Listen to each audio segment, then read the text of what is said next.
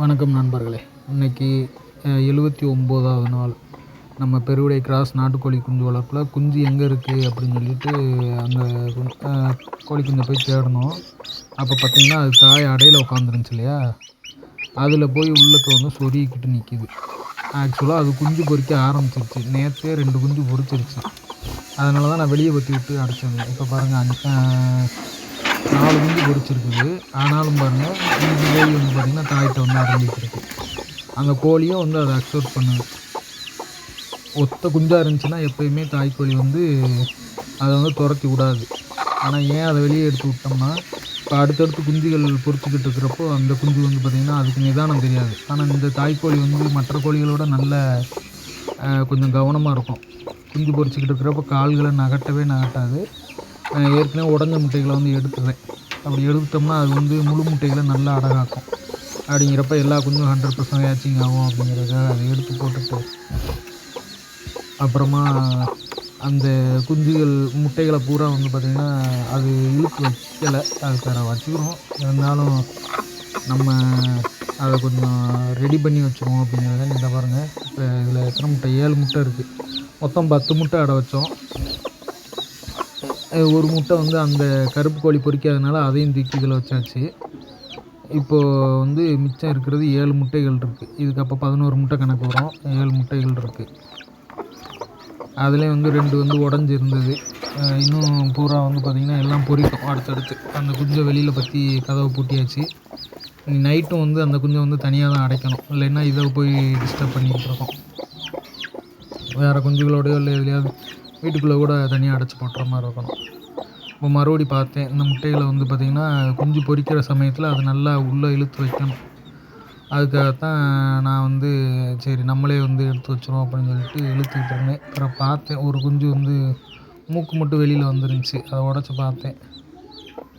சரி நம்ம ரொம்ப டிஸ்டர்ப் பண்ணக்கூடாது அப்படிங்கிறதுக்கு எடுத்து உங்களுக்கு வீடியோ போடுறதுக்காக இதை வந்து காமிக்கிறேன். எல்லாத்தையும் வந்து அது உட்காந்துருக்கு காலை வந்து நகட்டாது. இந்த கோழி கொஞ்சம் நல்லா கொத்தாது, எதுவுமே பண்ணாது. அதேமாரி நம்ம நல்லா நம்பும் இந்த கோழி. அதனால தான் நான் வீட்டில் வச்சுருக்கிறேன். முட்டைகளை பூரா அதோட சிறகுகளுக்குள்ளே நல்லா ஒன்று போல் வந்து பார்த்திங்கன்னா தள்ளி விட்டுட்டு, இப்படி விட்டுட்டோம்னா அது நீ வந்து நகராது.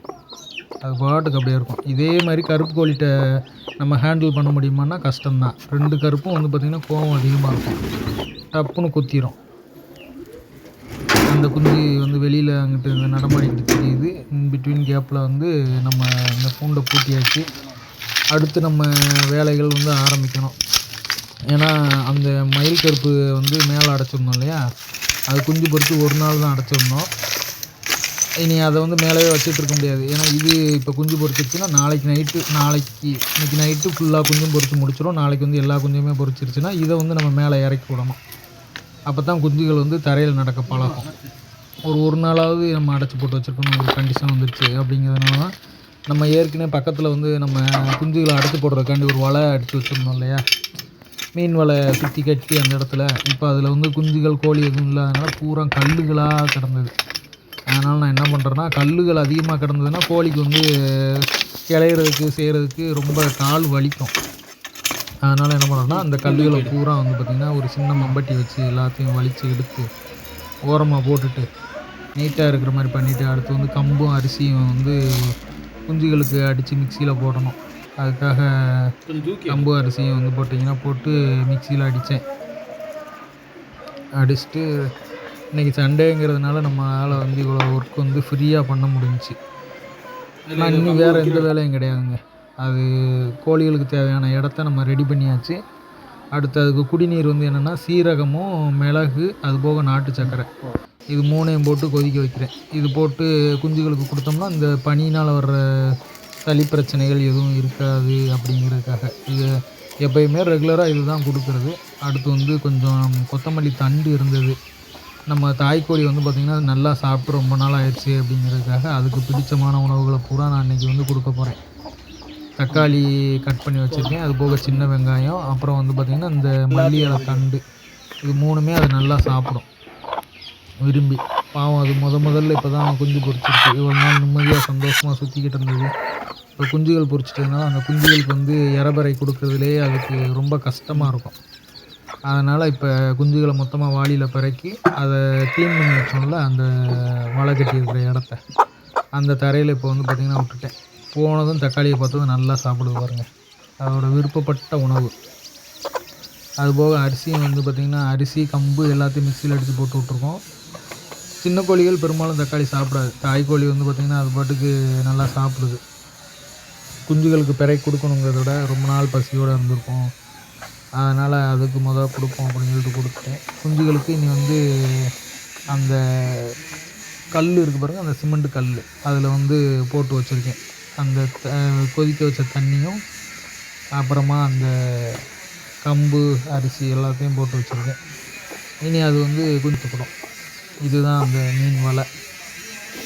இந்த வலைக்குள்ளே தான் போட்டுடுறோம். இதுக்குள்ளே நம்ம போட்டாச்சுன்னா அது 1 மாதம் கூட அது பாட்டுக்கு இருக்கும்.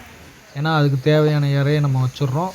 அதுக்கு வந்து தரையை கிளையிறதுக்கு தேவையான இடமும் நம்ம ரெடி பண்ணி கொடுத்துட்றோம். இதே நீங்கள் கூண்டுக்குள்ளே போட்டு அடைச்சிங்கன்னா கத்திக்கிட்டே கிடக்கும். குஞ்சுகளும் கத்தும், காயும் கத்தும். அதே இப்படி மண்ணில் நீங்கள் போட்டிங்கன்னு சொன்னால் அது அதில் எதுவும் கிடைக்கல.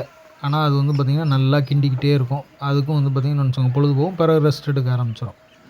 ஏன் அதிலேயே நம்ம வச்சுருக்கிறதுனால அது பாட்டுக்கு வேணுங்கிற இறையை வந்து பார்த்திங்கன்னா அதிலேயே சாப்பிடும். சாப்பிட்டுட்டு 1 மாதத்துக்கு கூட நம்ம எந்த விதமான சத்தம் ரொம்ப கொடுக்கும். ஆனால் இந்த மாதிரி நம்ம போட்டோம்னு சொல்லி சொன்னால் குஞ்சுகள் வந்து சத்தம் போடாமல் அதுவும் வந்து பார்த்திங்கன்னா அது பாட்டுக்கு மேய பரப்புறோம். நான் மேலே வந்து ஒரு சேலையை கட்டி விட்ருக்கேன். இல்லைன்னு நினச்சிக்கோங்க, மேலே இருந்து இந்த பருந்துகள் இந்த மாதிரி ஏதாவது வந்து இறங்கிடும். அதுக்காக ஒரு சேலையை கட்டி அதையும் மேலேயும் கவர் பண்ணியிருக்கேன். ஓரளவுக்கு முழுசாக கவர் பண்ணல, ஓரளவுக்கு கவர் பண்ணியிருக்கேன். இதுதாங்க அந்த மீன் வலை. போன வட்டம் இதில் வந்து அந்த நம்ம பெருவிடை மயில் கருப்பை போட்டு அடைச்சிருந்தோம். இப்போ இதில் வந்து இதை அடைச்சாச்சு. இனி அந்த கோழி குஞ்சு பொரிச்சதுன்னா எதில் அடைக்கன்னு தெரியலை. ஆனாலும் அதை ஒரு இடத்துல அதையும் வந்து பார்த்திங்கன்னா அடைச்சி அந்த போடுற மாதிரி தான் இருக்கணும். அந்த பக்கம் நம்ம பயிர்க்குழி போட்டிருக்கோம்ல, அதில் அந்த பயிர்க்குழி போட்ட அந்த செடிகளில் மட்டும் செங்கல் இந்த மாதிரி வந்து இதாச்சிட்டு மிச்ச இடங்களில் அந்த கோழியை விடணும். அதையும் 1 மாதத்துக்கு இப்படி விட்டால் மட்டும்தான் குஞ்சுகளை காப்பாற்ற முடியும் நண்பர்களே. இந்த பாருங்கள், இடத்த பூரா க்ளீன் பண்ணியாச்சு. நிறைய கல் கிடந்தது. அது ஃபுல்லாக எடுத்து விட்டதுனால இப்போ கோழி நல்லா வந்து பார்த்திங்கன்னா மண்குளியல் போட்டு